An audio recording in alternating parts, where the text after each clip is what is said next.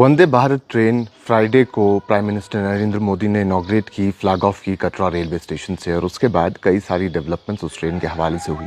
सबसे पहले इस प्रोजेक्ट के हवाले से अगर बात करें तो ये 127 साल पुराना ख्वाब था जो कश्मीर को रेस्ट ऑफ द कंट्री के साथ जिसने जोड़ा। लेकिन उसके बाद इस पूरे प्रोजेक्ट में देखें, जैसे लोग इंजीनियरिंग मार्वल भी कहते हैं, क्योंकि इसमें कई सारी ऐसी चीज़ें हैं, कई सारे ऐसे जगहें हैं जिनको बनने में काफ़ी पैसा लगा और काफ़ी वक्त लगा, और जो स्पेशल डिज़ाइन भी है। जिसमें अगर चनाब ब्रिज की बात करें जो दुनिया का सबसे ऊंचा ब्रिज माना जाता है, वहीं अंजी खड़ ब्रिज की बात करें जो केबल ब्रिज है, और हिंदुस्तान में खुद में ही एक ऐसा ब्रिज और कहीं देखने को नहीं मिलता है। लेकिन इस पूरे प्रोजेक्ट को बनने में काफ़ी वक्त लगा, काफ़ी पैसे लगे, और उसके बाद बिलाखिर ये प्रोजेक्ट बन चुका है और अब फॉर्मली इनॉग्रेट भी हो गया है। इससे पहले बारामूला से संगलदान तक रेल जाती थी, बारामूला से बानिहाल तक जाती थी, लेकिन साल 2024 फरवरी में संगलदान तक जाने लगी।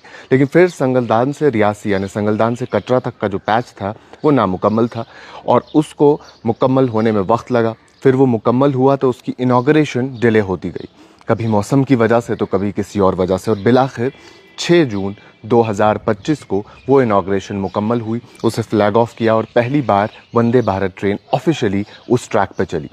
उसके बाद अगर बात करें जो बुकिंग्स, जो खबर हमने आप तक पहुंचाई थी कि सैटरडे से ये कमर्शियल पर्पस के लिए इस्तेमाल की जाएगी, और वो हो गया। और उसके बाद जो IRCTC की मोबाइल ऐप है उसमें जो डेटा सामने आया, जिसमें ट्रेन नंबर 26401 और ट्रेन नंबर 26403 फुली बुक देखी गई। यानी जो पहली ट्रेन सैटरडे को कटरा से यहाँ श्रीनगर की तरफ आई वो कम्प्लीटली बुक थी।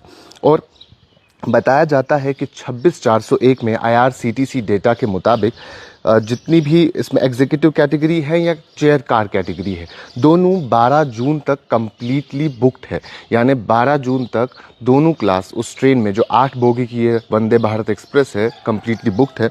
वहीं 26403 में देखें तो उसमें भी कोई सीट अवेलेबल नहीं है 10 जून तक, यानी कल तक उसमें भी कोई सीट कटरा से आने वाली ट्रेन में अवेलेबल नहीं है। सैटरडे को पहली ट्रेन फॉर्मली आई जिसमें टिकट खरीद के लोग बैठे, और वो कटरा से श्रीनगर की तरफ आई बिना किसी डिले के। ट्रेन आई, टाइम पे ट्रेन निकली, सुबह 8:10 वो कटरा से निकली, और 8:10 एक ट्रेन निकली और दूसरी ट्रेन 2:55 में निकली। दोनों ट्रेन टाइम पे थी, विदाउट किसी डिले के वो श्रीनगर रेलवे स्टेशन पे आई। और ये इसका एक स्मूथ लॉन्च या इसके ऑपरेशन का स्मूथ लॉन्च हम कह सकते हैं हुआ है। उसके साथ साथ जो ये बुकिंग्स के हवाले से बात है, फ़िलहाल 750 से लेके 1500 तक के दरमियान इसकी टिकट्स अगर आप ऑनलाइन भी देखेंगे तो देखने को मिलती है, और कई सारी फैसिलिटीज़ आपको इस ट्रेन में मिलती है। ये नॉर्मल ट्रेन से थोड़ी बेहतर ट्रेन है, मेड इन इंडिया प्रोजेक्ट के तहत बनाई गई है, हिंदुस्तान में बनी है। इसमें आपको एयर कंडीशन की फैसिलिटी मिलती है, इसमें सिक्योरिटी के तमाम इंतजामात है। इसमें न सिर्फ रेलवे पुलिस फोर्स बल्कि RPF के कमांडोज भी देखने को मिले।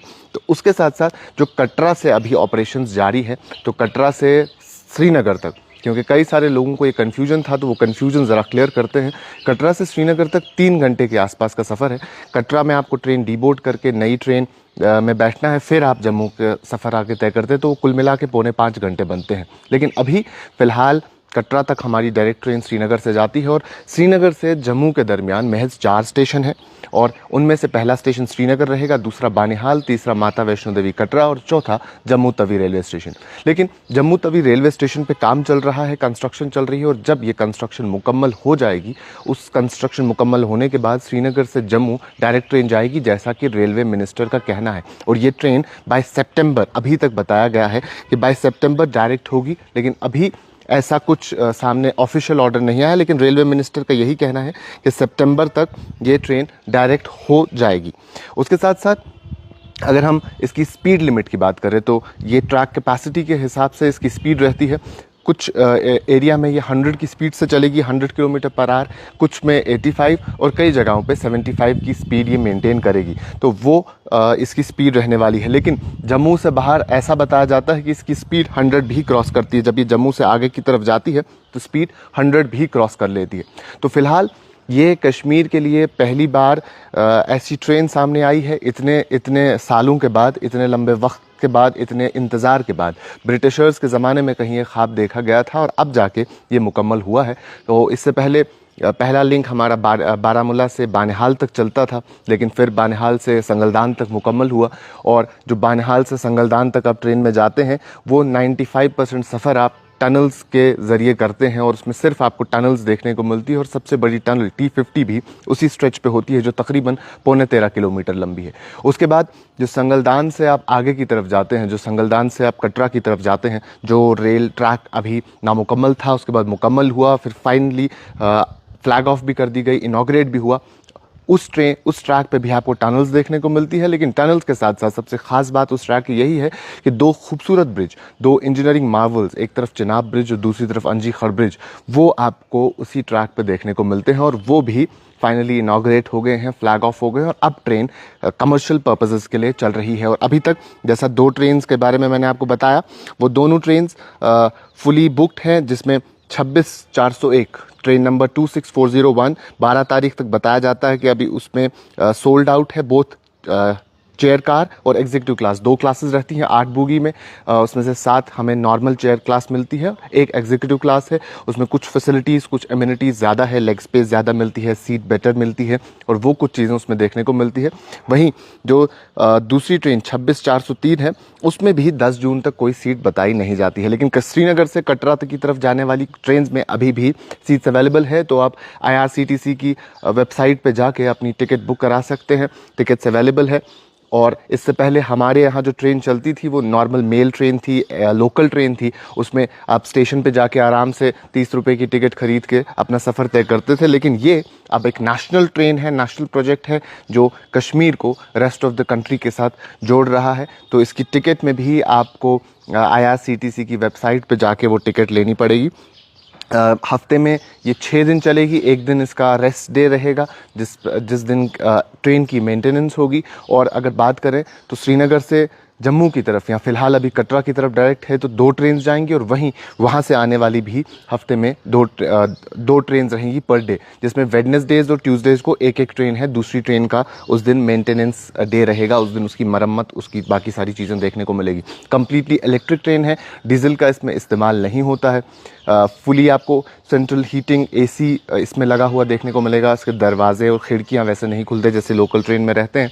और उसके साथ साथ ऑटोमेटिक सिस्टम सारा इसमें मैनेज किया जाता है। एक बार आप अंदर आ गए, दरवाज़ा बंद हो गया, तो दरवाज़ा सिर्फ स्टेशन पे खुलेगा, आप इन बिटवीन कहीं उतर नहीं सकते, जैसा लोकल ट्रेन में अक्सर देखने को मिलता था। और उसके साथ साथ कई सारे हादसे भी उसकी वजह से होते थे। वहीं सिक्योरिटी के प्रॉपर इंतजाम है, CCTV कैमराज हर तरफ से लगे हुए हैं। रेलवे पुलिस फोर्स के साथ रेलवे कमांडोज हैं, फायर एक्सटिंग्विशर्स हैं। तो सिक्योरिटी और सेफ्टी तमाम तर चीज़ों का इसमें ख्याल रखा गया है। और अभी ये 8 बोगी ट्रेन है, जिसमें 7 नॉर्मल क्लास है और 1 एग्जीक्यूटिव क्लास देखने को मिल रही है। तो ये कहीं ना कहीं एक ऐसी चीज़ मानी जा रही है कि जिससे लोगों के साथ साथ बिजनेसमैन को भी फ़ायदा होगा। वहीं जो फ्रूट सेलर्स हैं, उन्होंने भी इस ट्रेन के आने को, आमदरफ्त को प्रेज़ किया है, और कहीं ना कहीं ये चीज़ भी बताई है कि इससे हमें काफ़ी फ़ायदा हो सकता है। तो इससे पहले हमने एक देखा, एक कंसाइनमेंट यहाँ से चेरी का गया, जो महज 30 घंटे में कटरा से बॉम्बे की तरफ गया।